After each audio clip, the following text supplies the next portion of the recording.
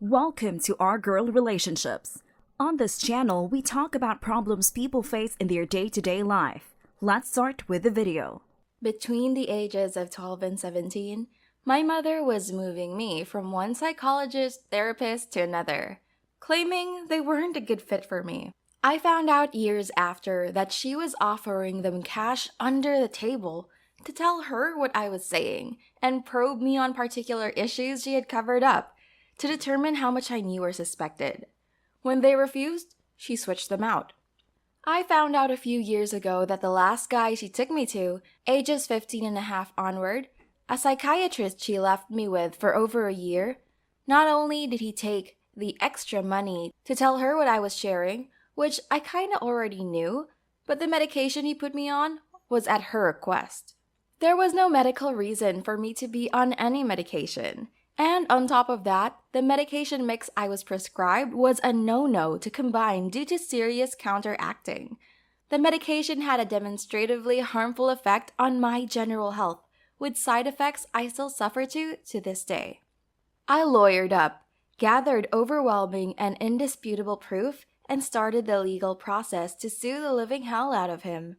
Realistically, conservatively, we are looking at a mid-high seven-figure amount. A few weeks ago, he had a heart attack and died. I ran to, or was ambushed by, his widow recently. She was remarkably collected, numb, and informed me that she did not have the mental bandwidth to handle this lawsuit as she is grieving and taking care of the kids. 2 kids between 8 to 12 years old, I believe, as he was the sole breadwinner. She also let me know that they did not have the ability to pay out the amount the lawsuit would probably settle for, and she would have to drain college funds and sell their family house, cabin house, and a place that houses her parents, leaving them, herself, and the kids homeless. That's 5 people. She begged me to accept a much lower settlement offer and not rob her kids of not only their father, but also their childhood home, all of their memories, and their future. Here's where I could be the asshole. I told her no, nothing else, looked in her eyes, and just said no.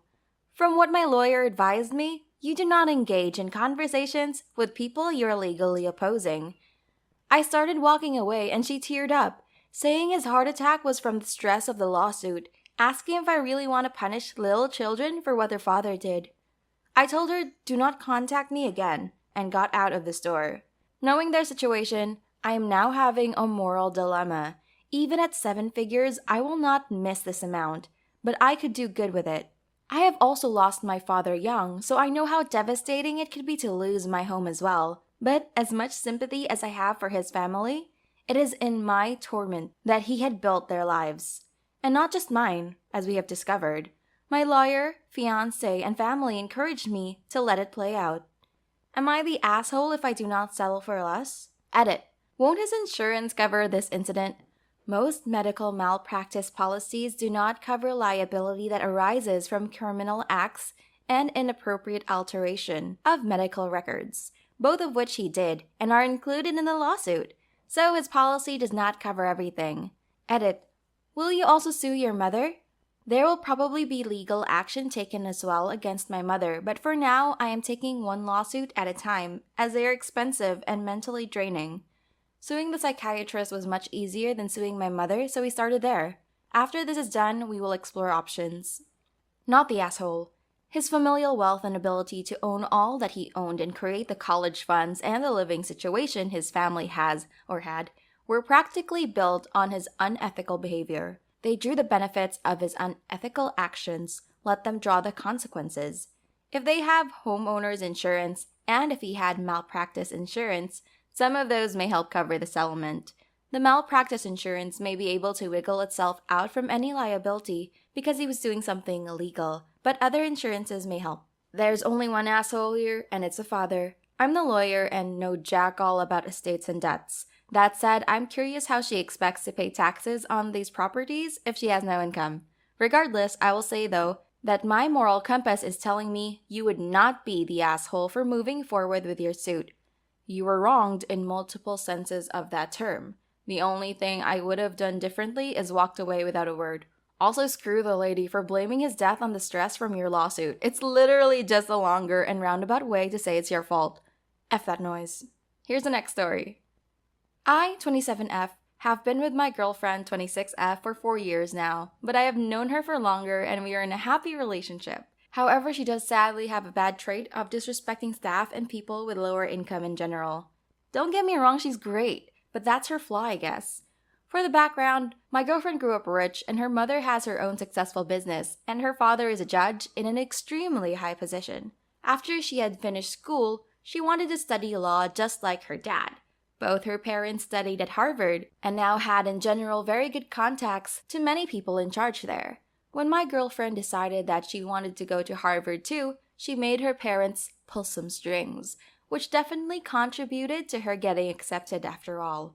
I want to note that I have absolutely no problem with this.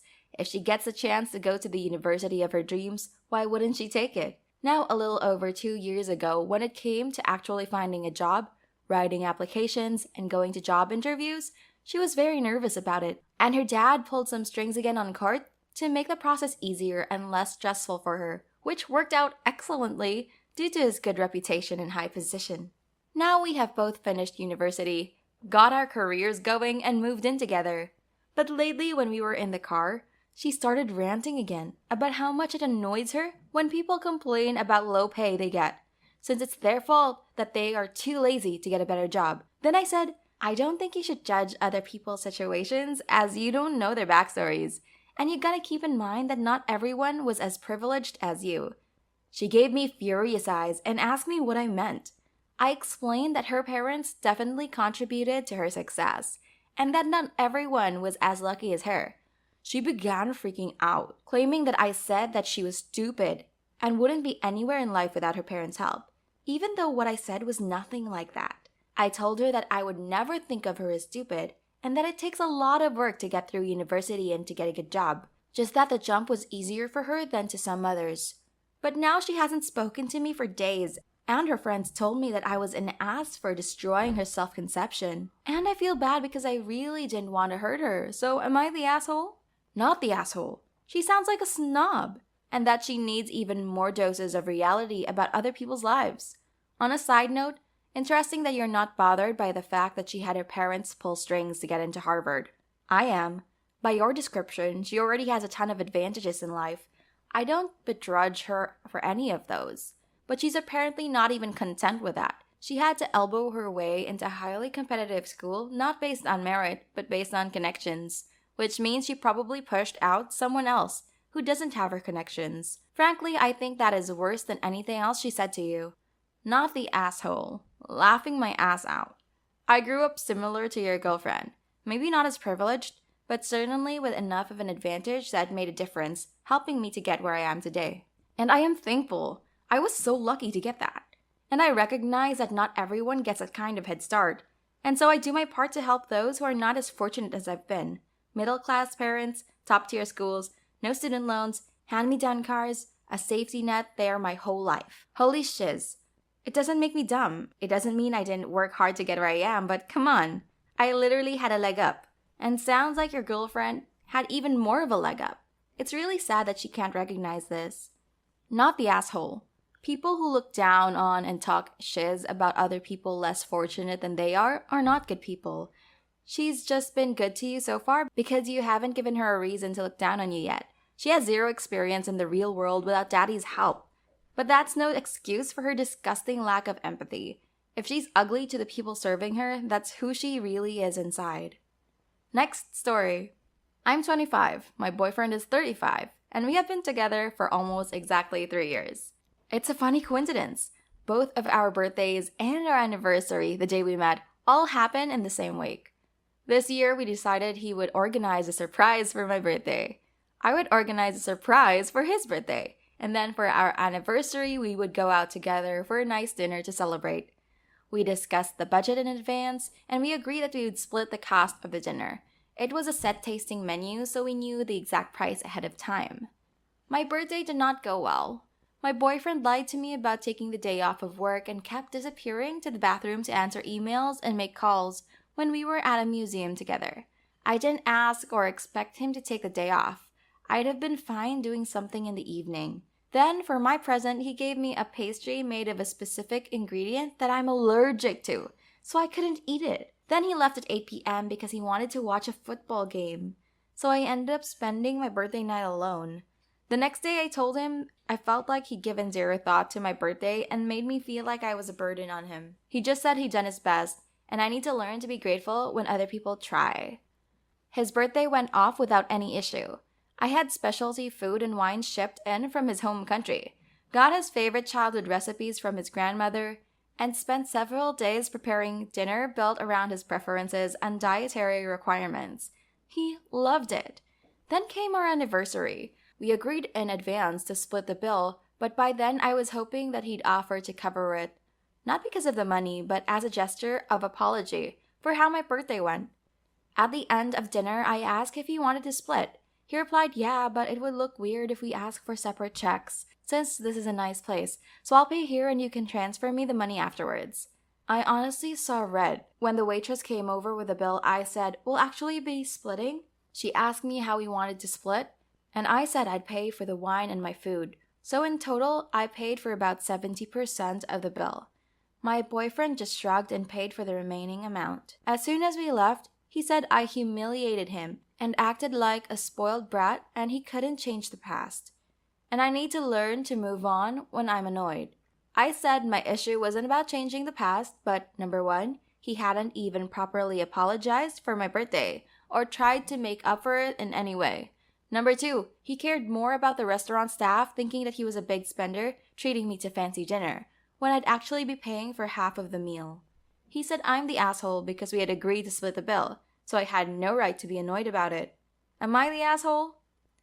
Edit. There are so many comments that I can't reply to all of them, so hopefully an edit is okay for the sub-rules. I just wanted to thank you all for your judgments, but most of all for your advice. I feel kind of stupid. Yes, there has been a pattern of this behavior for years, but I guess I just never paid attention because I was 22 when we started dating, and I was used to 4 years of cheap university guys.